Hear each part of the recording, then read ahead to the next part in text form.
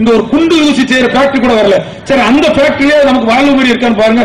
இடத்தையும் இந்த எல்லாத்தையும் நம்ம அபகரிச்சுட்டான். குடிக்க தண்ணி கூட நமக்கு கிடையாது. ஆனா ஃபேக்டரிக்கு தண்ணி இருக்கு. நம்ம வீடுகளில் ஒரு நாளைக்கு 2 மணி நேரம் கரண்ட் இல்ல. ஆனா அங்க பாருங்க, ஒரு நாளைக்கு ஒரு நொடி கூட கரண்ட் போகாதுங்க ஒரு ஃபேக்டரியில. அப்படிப்பட்ட ஃபேக்டரியில பாருங்க, நமக்கு வேலை கிடையாதுங்க. வடநாட்டுல இருந்து வேலை பார்க்காங்க. ஒவ்வொருத்தருக்கும் 1 லட்சம் 1.5 லட்சம் ரூபாய் சம்பளம். இங்க உள்ள வேலை பார்க்கறது டோல் கீப்பரும், சாணி அள்ளி போடுறதும், பண்ணலி போடுறதும், தண்ணி பிடிக்கிறோம், செடிக்கு தண்ணி பிடிக்கிறோம், வர்றவனுக்கு காப்பி வாங்கி கொடுக்கறது, குட்க வேலை பார்த்துட்டு இருக்காங்க. இங்க உள்ளவனுக்கு நிலைமை வந்து இவன் தான் இடம் கொடுத்தவன், அந்த கம்பெனி கிட்ட இடம் கொடுத்தவன், கடைசியில காத்து கிடக்கிற ஒரு அவல நிலை இங்க உள்ள மக்களுக்கு இருக்கு. இப்படிப்பட்ட நிலைகள்லாம் மாறணும். கட்டாயம் மாற்றம் வரணும். இது போன்ற நிலைகள் மாறணும்.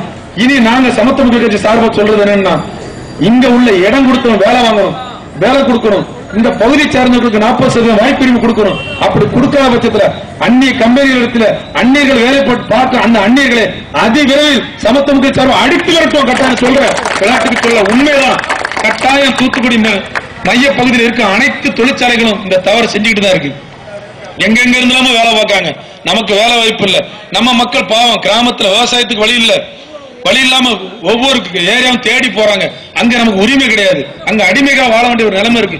தன்னோட இடம், தன் நாடு, தன் பூமி என்ற ஒரு உணர்வை கொடுத்து அந்த மக்கள் இந்த பகுதியில செல்வ செழிப்போட வாழ இங்க எல்லா வளத்தையும் உருவாக்கி கொடுக்க வருங்காலத்துல ஒரு பசுமை புரட்சியை உண்டு பண்ணணும். எல்லா வசதியும் கிராமத்துக்கு வந்தபடி எதுக்கு நகரத்துக்கு நம்ம தேடி போறோம்? அதனால இந்த ஒரு நிலையை வரணும்னா சமத்துவ தலைவர் சரத்குமார் தலைமையில் ஒரு கரத்தை வலுப்படுத்துவோம்.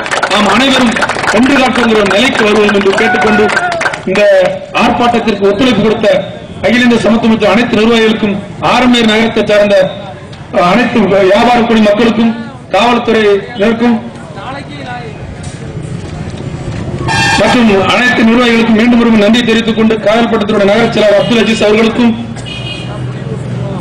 காணும் முத்துராமலிங்கம் அவர்களுக்கும் மனமார்ந்த நன்றியை தெரிவித்துக் கொண்டு விடைபெறுகிறேன். நன்றி, வணக்கம்.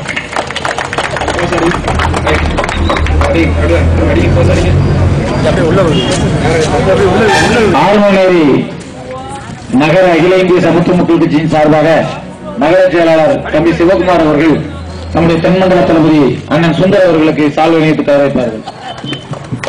இப்போது மீண்டும் ஒருமுறை கோஷம் போட்டு இந்த ஆர்ப்பாட்டம் முடிவடைந்தது. சொல்ல அனைவரும் பின்னாடி ஒரு சேர கோஷங்கள் எழுப்பும்படி கேட்டுக்கொள்கின்றோம். நீங்கள் எழுப்பக்கூடிய இந்த கோஷம் செவிடாக இருக்கக்கூடிய தமிழக அரசின் காதில் சங்காக ஒலிக்க நீங்கள் விண்முட்ட கோஷங்கள் எழுப்பார் உங்களை அன்போடு கேட்டுக்கொள்கின்றேன். அகில இந்திய சமத்துவ மக்கள் கட்சி, அகில இந்திய சமத்துவ மக்கள் கட்சி, புரட்சி திலகம் சரத்குமார், சமத்துவ தலைவர் சரத்குமார்,